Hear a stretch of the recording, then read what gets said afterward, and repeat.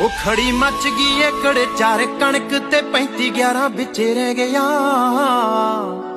ਫਿਰ ਖਾ ਗਿਆ ਵੇ ਅੱਜ ਥੋੜੀ ਫਸਲ ਨੂੰ ਆੜਤੀਆ ਘਰੇ ਕਹਿ ਗਿਆ।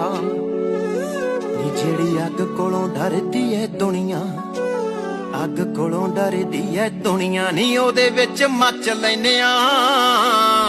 ਉਹ ਜਦੋਂ ਆਉਂਦੀ ਨੀ ਕਬੀਲਦਾਰੀ ਸਾਹਬ ਚ ਨੀ ਲਾਣਾ ਨਾਲ ਡੱਕ ਲੈਨੇ ਆ।